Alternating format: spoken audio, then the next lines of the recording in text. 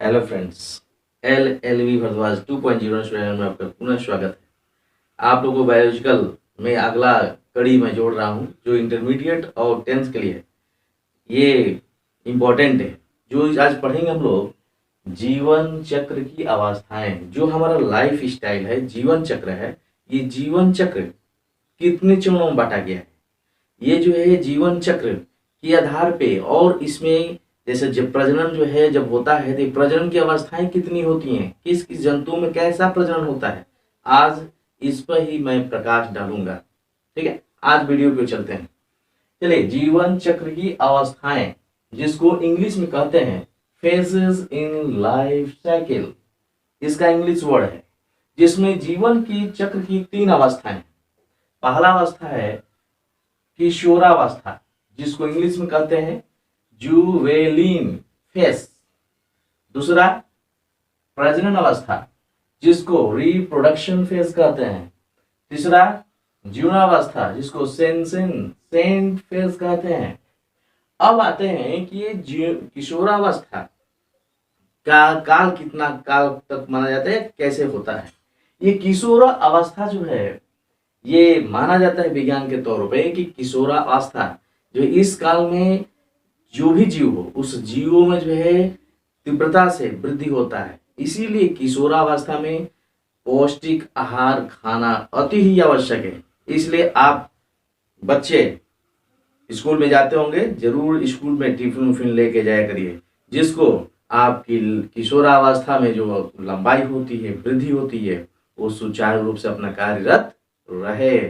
चलिए दूसरा पढ़ते हैं। ये ये प्रजनन अवस्था। अब ये जिसको हम इंग्लिश में कहते हैं रिप्रोडक्शन, ये प्रजनन अवस्था में क्या होता है कि प्रजनन अवस्था कब होता है, जब किशोरावस्था आ जाती है। तो किशोरावस्था में तो भाई शरीर की पूरा वृद्धि हो गया है, 23 हम लोग का जो है हर अंग तंत्रों का वृद्धि हो जाता है। अब होता है प्रजनन अवस्था। ये काल जो है, इस काल को हम लोग जो है यौना आरंभ वृद्धि जो कह सकते हैं। यौना आरंभ मतलब जवानी कहिए। जवानी जो है धीरे धीरे इस प्रजनन अवस्था में रिप्रोडक्शन होने लगता है, जिसको हम लोग प्रजनन अवस्था कहते हैं। अब इस अवस्था में ही जिस बच्चे को जो है कहा जाता है ना देहातों में, अरे बचवा है इस अवस्था में तो सुधर, जो अच्छा से पढ़ ले तो सुधर गया तो ठीक है, और नहीं तो वही बच्चे क्या होते हैं, लाइफ थोड़ा चेंज हो जाता है। इसलिए किशोर प्रजनन अवस्था इसको कहा जाता है, रिप्रोडक्शन अवस्था कहा जाता है। अब आते हैं तीसरा। अब आते हैं इसमें प्रजनन अवस्था में होता क्या है। तो प्रजनन अवस्था में होता क्या है कि इस प्रजनन अवस्था को, ये अवस्थाओं को जो है 2 चक्रों में बांटा गया है, जिसको ऋतुस्राव या रज चक्र इस अवस्था में आता है, जिसको इंग्लिश में मेंस्ट्रुअल साइकिल, और दूसरा होता है मध चक्र। मध चक्र को ओस्ट्रस साइकिल कहते हैं, ओस्ट्रस साइकिल। अब देखिए, इस मध चक्र को भी 3 भागों में डिवाइड किया गया है। अब मध चक्र के 3 भाग कौन कौन है, जिसमें देखिए ये अब मध चक्र, जिसमें मोनोस्ट्रस, बायोस्ट्रस और पॉलीस्ट्रस, ये मध चक्र को बांटा गया है। अब ये मध चक्र मतलब, मध चक्र का मतलब ये हुआ कि कभी कभी नहीं देखे होंगे, जैसे अभी बरसात का दिन आता है तो बरसात में जो है पीलियन के कुकुरा बहुत लखे देते रहते हैं। अब क्यों लखे देते हैं, इसका मतलब ये हुआ कि पीलियों में जो है या जानवरों में जो है एस्ट्रोजन हार्मोन की अधिकता हो जाती है। और एस्ट्रोजन हार्मोन की जब अधिकता होती है, या कुतवन में जो है एस्ट्रोजन हार्मोन की अधिकता होती है, तो कुतवा कुतियन के लखे देना शुरू कर देता है। कारण यही है, एस्ट्रोजन हार्मोन। एस्ट्रोजन, ये एस्ट्रोजन हार्मोन का ही खेल होता है। एस्ट्रोजन हार्मोन, एस्ट्रोजन हार्मोन के द्वारा ही जो है जानवरों में लेखदा लेखदी होता है।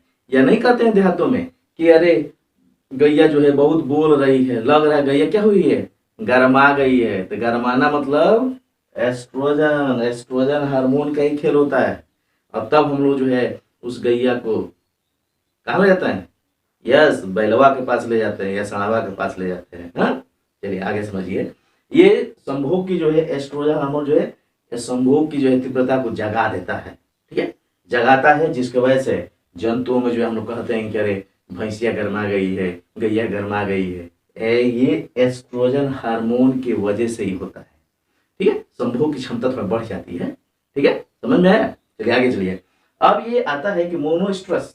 मोनोस्ट्रस में कौन से जंतु आते हैं? मोनोस्ट्रस में होता क्या है कि देखा गया विज्ञान के आधार पे कि मोनोस्ट्रस में वही जंतु आते हैं जो साल भर में केवल एक बार ही इनमें एस्ट्रोजन स्रावित होता है, साल भर में एक हानि।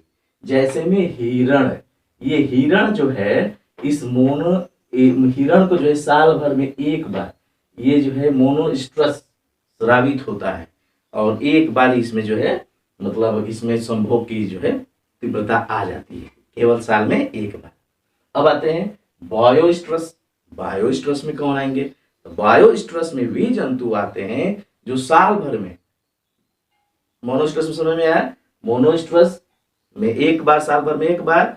और बायोस्ट्रस, बायोस्ट्रस में होता क्या है कि इसमें 2 बार मतलब प्रजनन ये संभोग की जो है संभावना इसमें 2 बार देखी गई है। जैसे में कुत्ता आप लोग देखे होंगे ठंडा के दिन में भी जो है दौड़ा दौड़ी शुरू और गर्मी ये बरसात के दिन में भी जो है दौड़ा दौड़ी शुरू, ठीक है, पी पा पी करना शुरू हो जाते हैं। ये बायोस्ट्रस, बायोस्ट्रस मतलब इसमें 2 बार जो है 2 बार एस्ट्रोजन स्रावित होता है, इसमें एक बार होता है, ये एक बार ये 2 बार। अब आते हैं तीसरा है पॉलीस्ट्रस।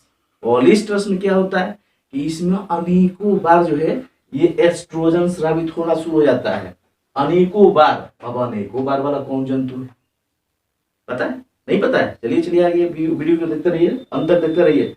अब पॉलीस्ट्रस में वे जंतु आते हैं जो साल में बहुत बार संभोग की जो है संभावना बढ़ जाती है। जैसे में चूहा, चूहा में जो है ये संभोग की क्षमता अनेकों बार आती है।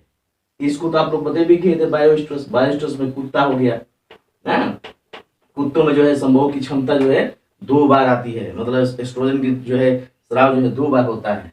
और इसमें पॉलीस्ट्रस में अनेकों बार साल में आता है, ठीक है। इसीलिए देखते हैं कि हम लोग जो है बहुत से चूहा चूही हम लोग घरों में बहुत ज्यादा उत्पन्न हो जाते हैं। ये सब एस्ट्रोजन का ही खेल होता है। एस्ट्रोजन के वजह से ही हम लोग जो है किसी भी जंतुओं को हम लोग देखते हैं कि जो है गर्मा जाना है, शब्द हम लोग बोलने लगते हैं देहातों में। अच्छा लगा वीडियो? तो अच्छा लगा तो मेरे जो है सब्सक्राइब घंटी दबा लीजिए, बेल की घंटी पर दबा दीजिए और ऐसे वीडियो देखते रहिए।